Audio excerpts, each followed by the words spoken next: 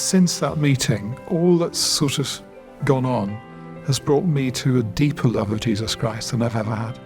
And my friends and family spot that.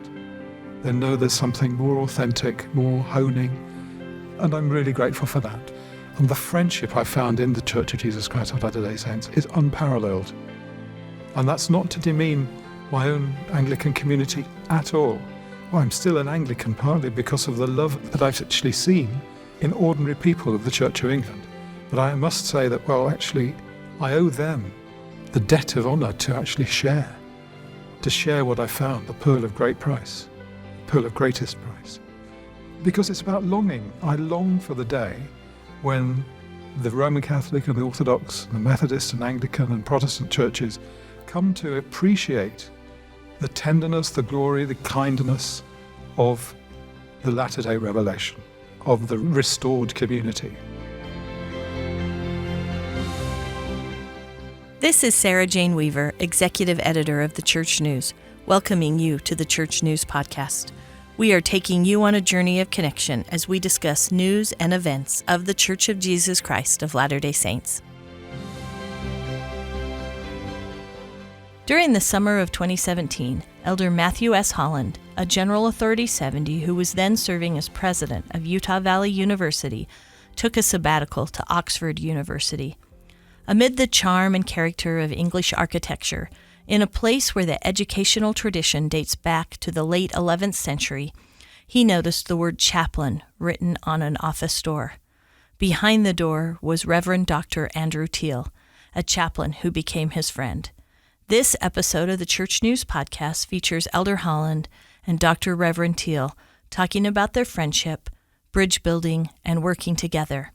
The interview, the first in a two-part podcast, is held on the campus of Oxford University and is hosted by Sister Sheri Dew, a former member of the Relief Society General Presidency and Executive Vice President and Chief Content Officer of Deseret Management Corporation. It is a surreal experience to be sitting here with the two of you. We've heard in part some of the story about how you first became acquainted, but Elder Holland, I wonder if you would start by telling about the experience when you were here on sabbatical and what happened. And then, of course, Reverend Teal, we're going to want to hear your reaction and your reflection about what occurred. Sure.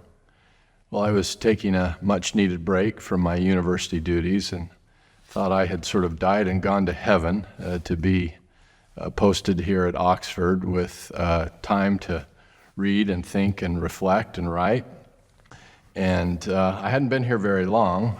Was making my way one day to the dining hall and noticed a door, and it said chaplain.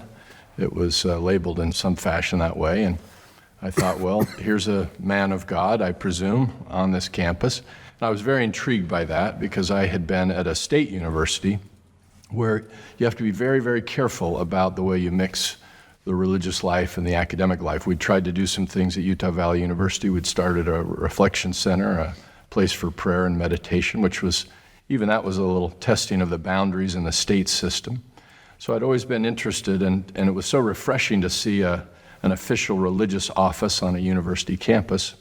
So I took my chances and knocked on the door, and on the first knock, he was there, and opened the door and took in a stranger. He couldn't have been more gracious. And I simply introduced myself, explained who I was, and I really was just intending to make an acquaintance and say hello and say I'll be here for the summer. And he insisted that I sit down and took more interest in me than I was expecting, and I was quite taken with that. And I think we ended up speaking at some length, even that first visit, 20 or 30 minutes. And then continued to run into each other. One of the beautiful things about the Oxford environment is that they foster a lot of discussion between disciplines and perspectives, and it's built into the design of the place, how you eat, how you associate. And so we just kept running into each other in various situations, and I felt a sort of gravitational pull. He can speak for himself, but I certainly felt that, and that's how it began. And the year was? 2017. 2017. Yeah. So Reverend Dr. Teal, what's your reflection about that? first experience? Somebody knocked on the door, and it was nice to see somebody, and so we had a bit of a chat, and there was an immediate rapport, it must be said. We were interested in each other. There was a sense of mutual respect and interest and wit, and I thought, oh, this is great. I've got to know somebody who's going to be around for the summer from when he's on sabbatical. And remember at one point you said you were a member of the Church of Jesus Christ Latter-day Saint, and in the next breath I think you said you'd like me to meet your dad, and I immediately and wrongly thought, oh, perhaps his father is a bit suspect about him being a member of the Church of Jesus Christ Latter-day Saint, so I can put his mind at ease and say, and that wasn't necessary to say. But then I think we went, I don't know whether you were there, we went down to a meeting in London with the Yazidis community. I don't know whether you were part of it. I wasn't. And that's when I met your parents first. And it was lovely. And then afterwards, we thought about the possibility of doing something together here in Oxford. And we invited the former Archbishop of Canterbury, the Metropolitan Archbishop of the Orthodox community, the senior lay Roman Catholic, Elder Holland, senior, and the former most senior scholar of the Methodist Church. And we had a sort of meeting together called Inspiring Service, looking at trying to engage with students of all faiths, or all interested students, encouraging them to actually be open to their real purpose, a sense of vocation in its broadest sense. Where are you going to go which will actually bring the most good, have the most impact, unsentimentally transform your world and also fulfill you? And so that was how we looked at trying to inspire a sense of service, because one of the things of Oxford is it's very difficult to get in, and with that can come some sense of superiority. And what we wanted to do was to encourage people to find the grace of serving, and I think that was a really important meeting. As part of that, we had a meal afterwards, a banquet where you have the great and the good of the city and the political world and the university. But we also opened the doors to people who lived on our streets, made available the showers and got some clothes so that people wouldn't feel embarrassed. And I sat with them in the great hall. The wine was served, but obviously not to the Latter-day Saint community. And I felt it was really important to sit there and not to drink. It was almost as if that was my first real awareness of the power of the word of wisdom. Simply exercising your agency not to reach out and take for yourself what you can can be an act of grace if you're sitting with people for whom that would be a tremendous temptation. And afterwards, because I have promised to keep the word of wisdom, it's not just about keeping promises, although that is the most important thing. If you make a promise, you keep it. It's the nearest thing to a covenant, and I'm grateful for that, this friendship, which has led me to an awareness that actually what we do in our worldly life has to be inviting other people to grace and to use their agency properly. So that was a big turning point for me, our friendship, and everything that followed on from that. Prior to the connection where you got acquainted and then that led to some of the things that you just described, Reverend, what was your association with or awareness of the Church of Jesus Christ of Latter-day Saints? And when you start talking about the word wisdom, when did that come into play? At what point? Beforehand, my only connection really with the church was that a friend of mine, when I was an undergraduate, got baptized. And I went to his baptism in Birmingham. And he was a really nice man. And I remember thinking, gosh, these people are really gracious. They're really kind and welcoming. And there was no defensiveness at all. But after that, of course, in a sense, life moves fast. And I didn't really have a connection with the church again until Matt knocked on the door. And that was the beginning of a beautiful friendship. After the inspiring service thing, I was invited over to Utah several times, and then was going to do my sabbatical over at Brigham Young University. The first Sunday of which I burnt my feet, and so that was a big, on one level, a ridiculous thing, but on the other level, I think it probably achieved more than me sitting in a library trying to write a book about, what I thought I wanted to write about. And before I went over to BYU, you have to sign an honor code. And I thought, well, I will sign this and make this promise in the presence of my ward in Oxford. I say my ward. Clearly, it's not my ward, but I go to, I look after a convent, and I do a sung mass for them first thing on a Sunday morning. And then there's evensong in here at the evening as chaplain here. But in the middle, I go to the first ward, the Oxford ward of the Church of Jesus Christ of Latter-day Saints. I started to do that after inspiring service, and I've been doing it for years now, most Sundays. So I thought it's the nearest thing to a covenant with the church that I can make, because clearly, as an Anglican priest in holy orders, I can't be rebaptized, and I don't think until I can do no other, I think I've got to sort of tread this path. But I can make a public covenant and a public promise, which was the BYU Honour Code. But looking at that, I thought, well, this is based on the word of wisdom, plus all the sartorial elegance of shaving. And so I made that promise then and have kept it since, because I just think it's really important. If you make a promise, you keep that promise. And if that's the nearest thing to a covenant with the Church of Jesus Christ of Latter-day Saints, my friends, which I love, I can read and do read the Book of Mormon, Doctrine and Covenants, a Pearl of Great Price daily, but this is a more important public thing, so I don't want to break that. That's now, in a funny sort of way, it was never my besetting sin, as we say in the Western Church. Alcohol didn't really have a hold on me. I didn't smoke. But it strikes me as really important to recognize that, yes, I will not drink of the wine until the kingdom. I will not drink alcohol again until kingdom comes. Because I think it's really important to sort of have that constant fasting, really, as a non-member of the church. Because it's about longing. I long for the day when the Roman Catholic and the Orthodox, and the Methodist and Anglican and Protestant churches come to appreciate the tenderness, the glory, the kindness of the latter-day revelation, of the restored community. And Sunday by Sunday, seeing how there is this wonderful axis, really, between authority of the apostles and the prophet and scripture and the rules of the church. And there's this wonderful horizontal axis too, where people have personal revelation and come and share things with great emotion. And that's a really inspiring place to be. And this last Sunday, we were blessed to have Elder Gong with us at Oxford. He just called in, which was caused a great deal of excitement, as you might imagine. And it was just in that fast and testimony meeting. Here it was a sort of, to understand as an outsider what the theology of the Church of Jesus Christ of Latter-day Saints is.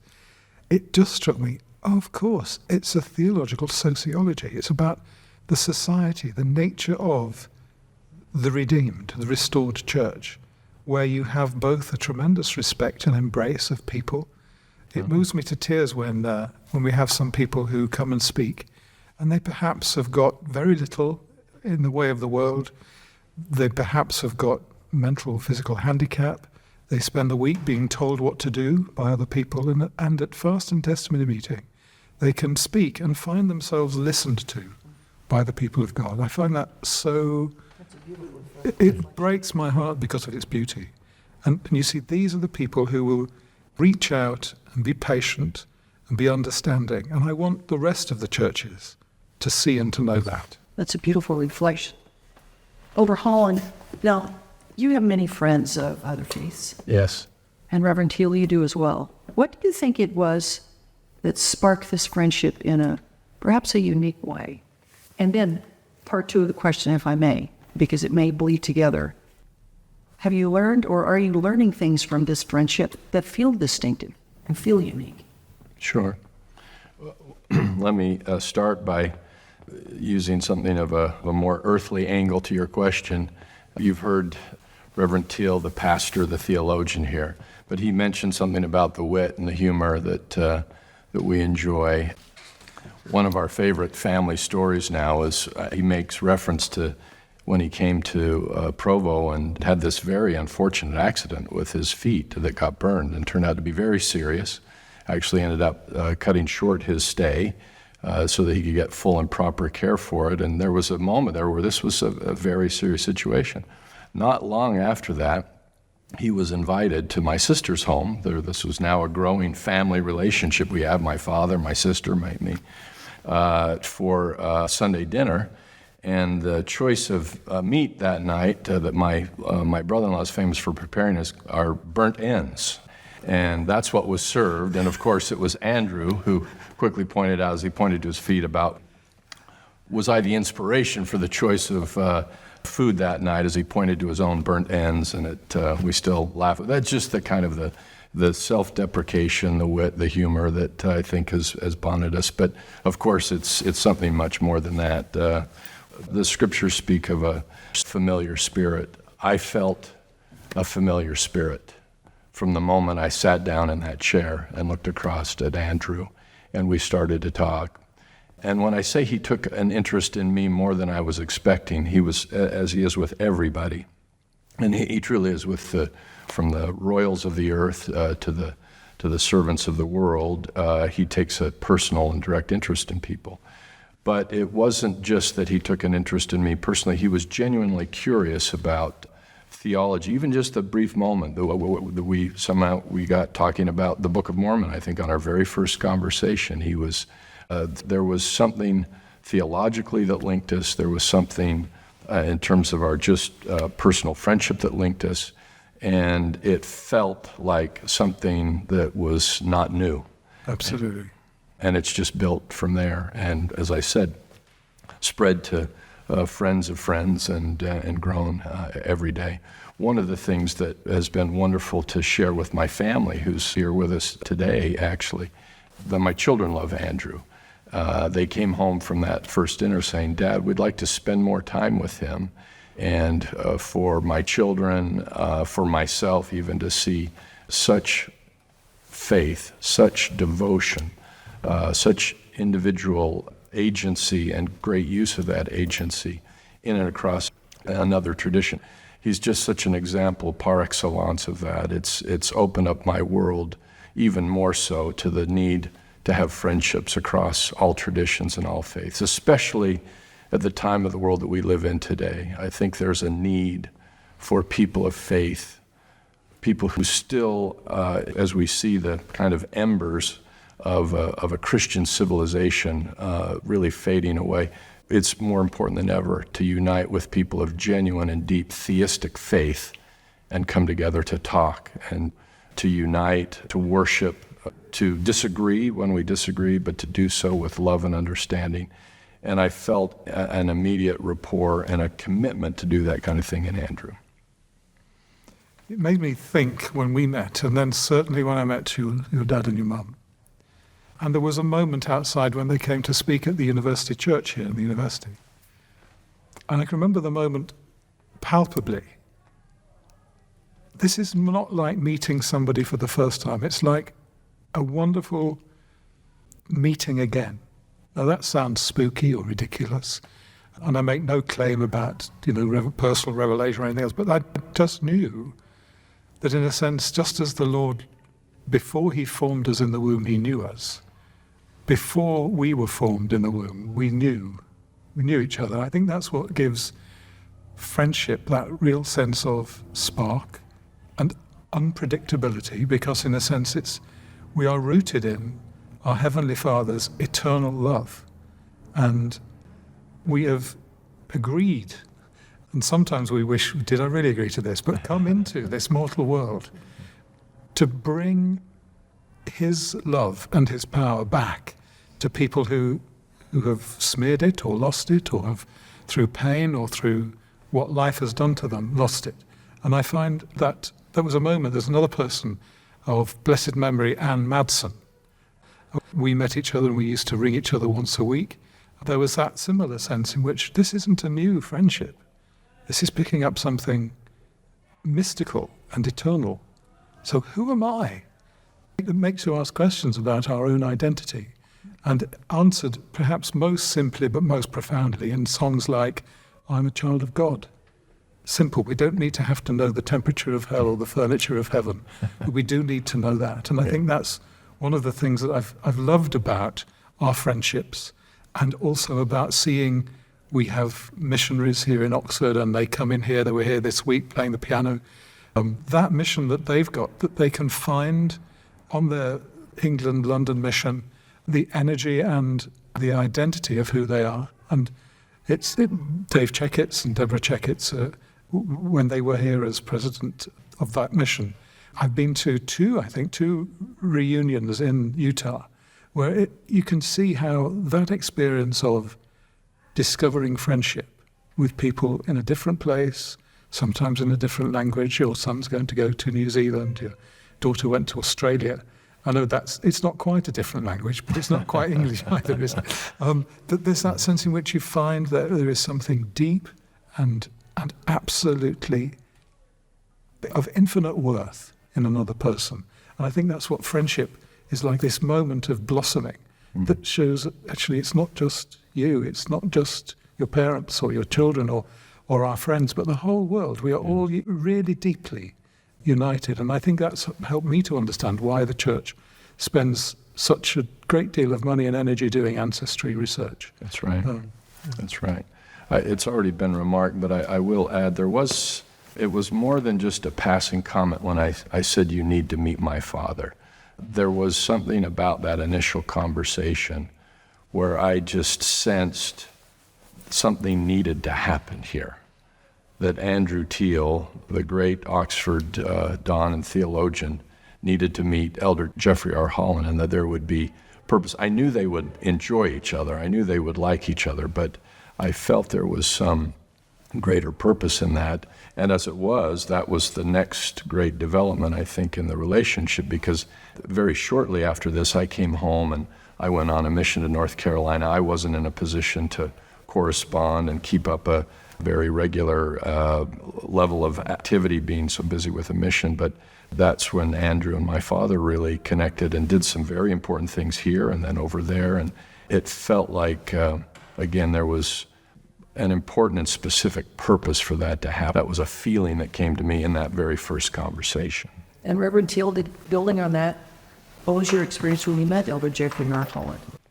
I think, as I said, it was almost as if this was meeting somebody I'd known all my being. It was a reunion. It was a reunion. Yeah. Is that fair to say? Yeah, absolutely fair to say. And crazy from a humanist perspective to say. Never met him before in your life. But there is a real sense in which actually the respect with which I hold him and his family and the love, it's not just respect as a sort of distant thing. This is no trifling matter, but has come to be what I believe to be my very life, that my purpose while I'm here is to try to do by all means to bring together, to reconcile the people of God. And this has fed it. This has been like the banquet of life, which has given me that purpose. And I will keep on searching for how to do that, however it works out. And I won't give up on that, just as I can't give up on the promises I made that day in Ward. So yes, that friendship is not simply something nice and occasional, but it reaches deep down into the very depths of who we are, so that we know that it is our purpose, our duty and our joy at all times in all places to build this relationship of love and trust and understanding and adventure between denominations and faith traditions that have historically been at each other's throat and antagonistic. It's really good that we went to see the convent where I was, and it's nice to know that in fact what I've been talking to the sisters is really sunk in. The Reverend Mother was talking about how the Church of Jesus Christ of Latter-day Saints has been a persecuted community, and how that gives to the Church a commitment to and a heart for persecuted communities today. I'm not just talking about people like the Yazidis community or whomever, but actually people of faith. I'm not saying people of faith are a persecuted community now, but there is a sense in which people of faith are perhaps tolerated rather than understood. And I think it's really important to try to do all that I can to actually help people to see that the ridicule, the caricature, the writing off of people of whatever faith is just not on our agenda. as an evil. And actually it is a thing which distorts the goodness that we can see in other people. So it's all connected.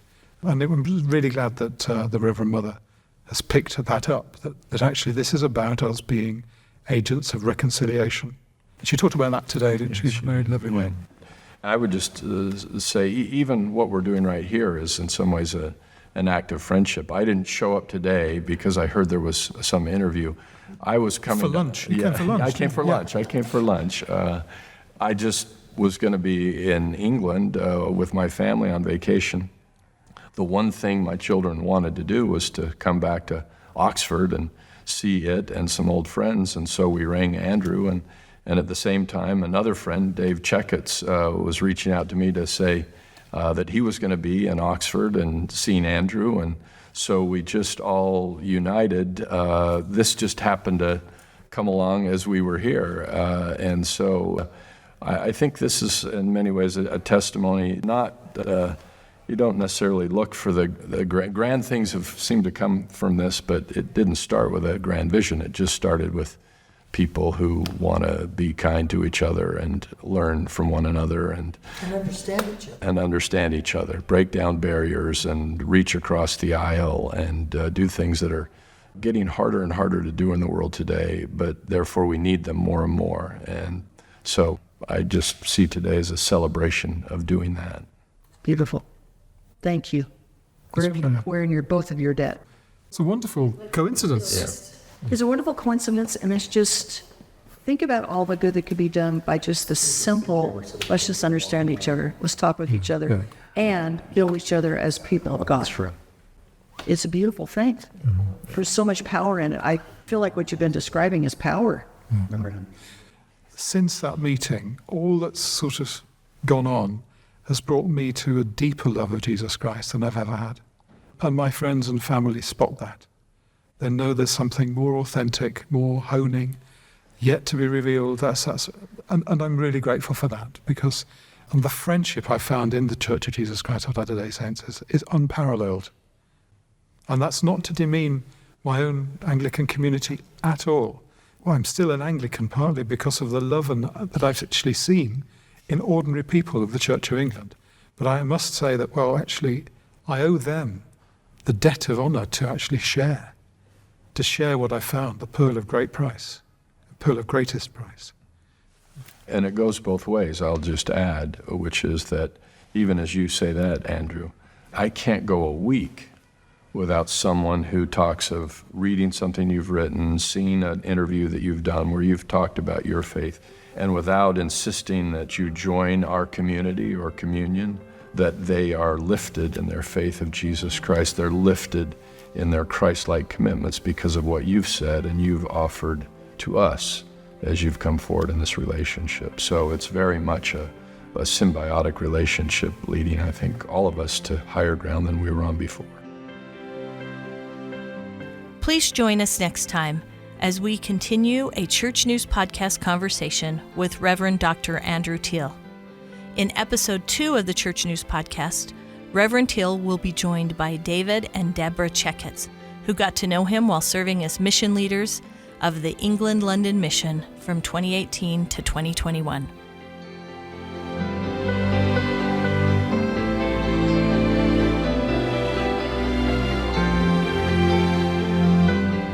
You have been listening to the Church News Podcast. I'm your host, Church News Executive Editor Sarah Jane Weaver. I hope you have learned something today about the Church of Jesus Christ of Latter-day Saints by peering with me through the Church News window.